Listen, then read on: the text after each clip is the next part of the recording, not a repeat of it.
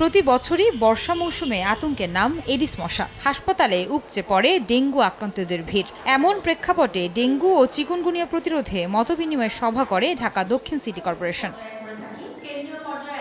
সোমবার নগর ভবনে বিভিন্ন হাসপাতালের পরিচালক, রাজুক, গণপূর্ত অধিদপ্তরের কর্মকর্তা ও সাংবাদিকদের সঙ্গে মতবিনিময় করেন দক্ষিণ সিটির প্রশাসক। এ সময় মশা মারতে ওষুধ ছিটানোর সময়সূচি নির্ধারণ, নির্মাণাধীন ভবন নিয়মিত পরিদর্শন, বিভিন্ন প্রতিষ্ঠানে মশা নিধন টিম রাখার পরামর্শ দেন বক্তারা। মশারি কাটানো এই জিনিসগুলা প্লাস হচ্ছে যে যেখানে ব্রিডিং প্লেস এগুলো যেন আমরা ব্রিডিং মশা না করতে পারে সেই জিনিসগুলো সচেতনতা বাড়ানোর জন্য এটা আসলে সচেতনতা বাড়াতে হবে। আমরা যদি তদারকিটা বাড়াই এবং সঠিকভাবে যদি প্রয়োগ করতে পারি আমার মনে হয় যে সুফল থাকে। টাইমটা যেন আমরা যদি 2 বেলা করতে পারি এবং মানে টাইমটা হচ্ছে আর্লি মর্নিং একেবারে সানরাইজের সময় এবং সানসেটের সময়। ডেঙ্গুর হটস্পট চিহ্নিত করে নিয়মিত পর্যবেক্ষণ করে ফলাফলের ভিত্তিতে ব্যবস্থা নেয়ার নির্দেশনা দেন দক্ষিণ সিটির প্রশাসক। পাশাপাশি প্রতি মাসে প্রথম শনিবার ক্লিনিং ডে পালনের ঘোষণা দেন তিনি। আমরা সপ্তাহে মাসে একদিন মানে পরিষ্কার পরিচ্ছন্নতা পালন করব, সেটা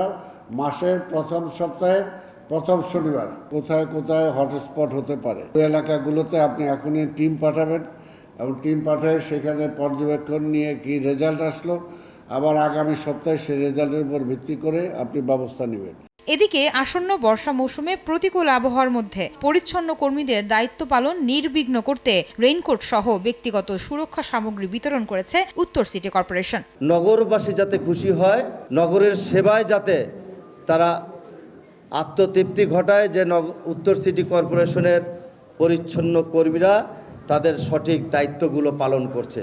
বর্ষায় ডেঙ্গু মোকাবেলায় সব ধরনের প্রস্তুতি নেয়ার কথা জানান দুই সিটির প্রশাসকই। আন্তরিকভাবে কাজ করি সেদিকে আমরা। আয়েশা সিদ্দিক, সামিয়া, সময় সংবাদ, ঢাকা।